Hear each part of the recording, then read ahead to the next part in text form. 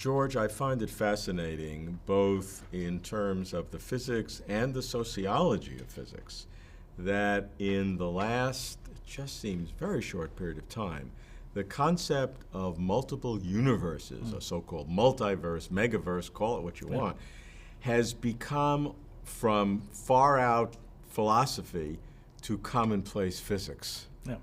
What do you make of that? I think people are coming to believe in the multiverse idea because of the realization of fine-tuning of the universe. If we imagine all sorts of universes in which physics takes different forms in different parts, the strong force is different, the electromagnetic force is different, or something like that. In most of them, life won't exist because in most of them, conditions won't be right for atoms to exist.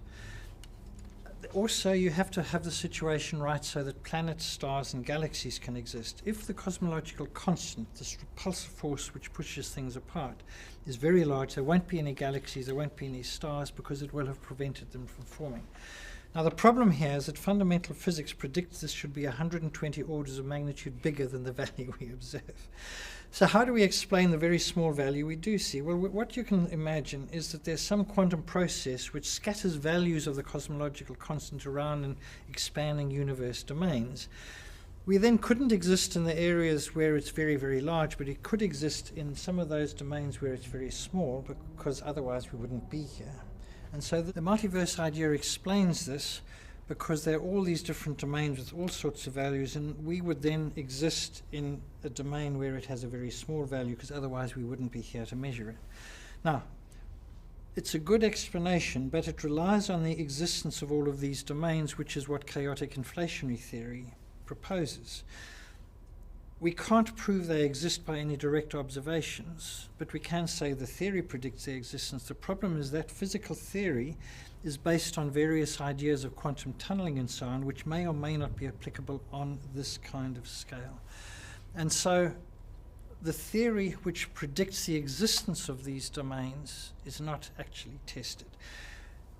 Inflation, it should be said, is a good theory in the following sense. It has predicted the anisotropies of the microwave background radiation in an astonishing way, and this has now been tested to very high precision.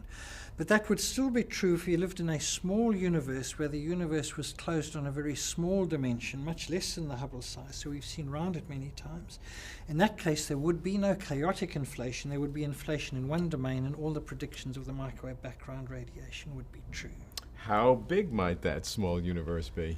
Oh, it could be 800 million light years, something like that. So that's dramatically smaller than what we think today. Yes, we would be seeing the same universe domain many times over as we looked in different directions in the sky. Conceivably, we could see ourselves millions of years ago.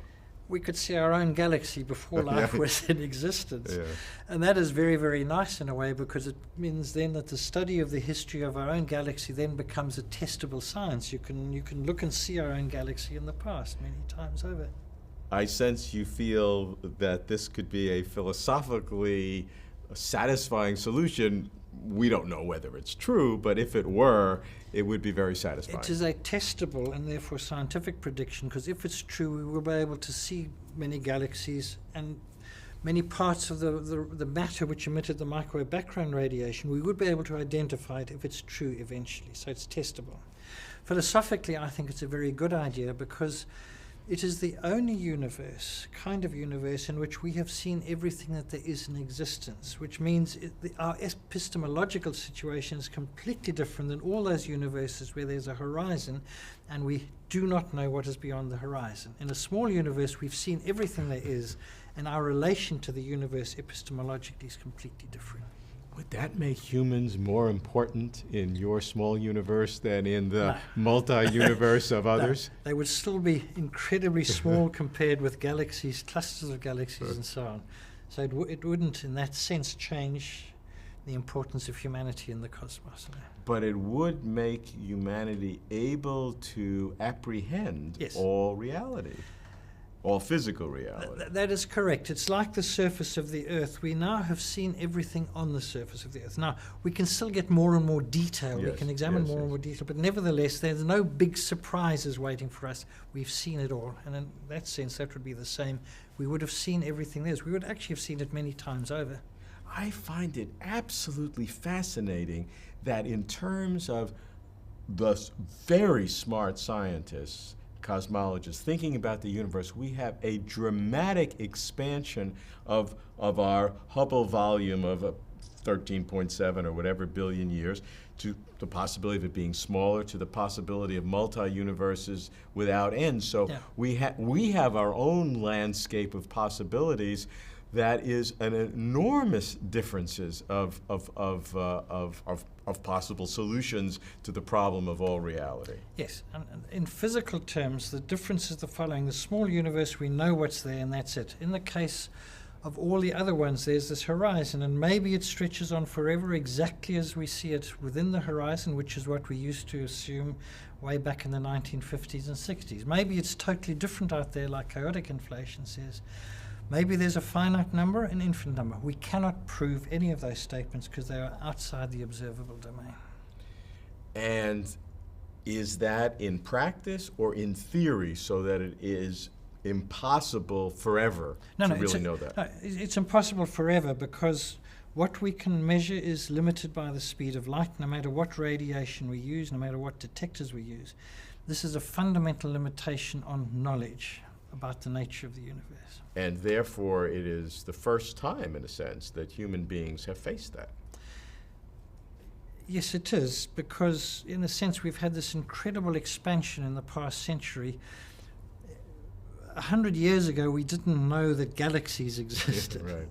We have now seen hundreds of thousands of millions of galaxies, but we have seen to the furthest that light will ever give information to us. We've seen the surface of last scattering of the microwave background radiation. That is the limit of what electromagnetic radiation can ever go to, because the universe is opaque at earlier times.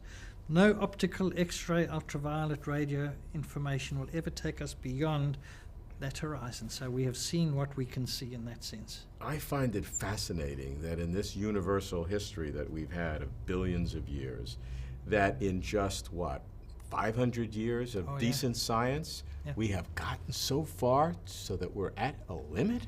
Yes, right. The one way we may be able to see further is through gravitational radiation. That will take us a little bit further out, but if the universe is an infinite universe, we will still only see an infinitesimal fraction of all that exists.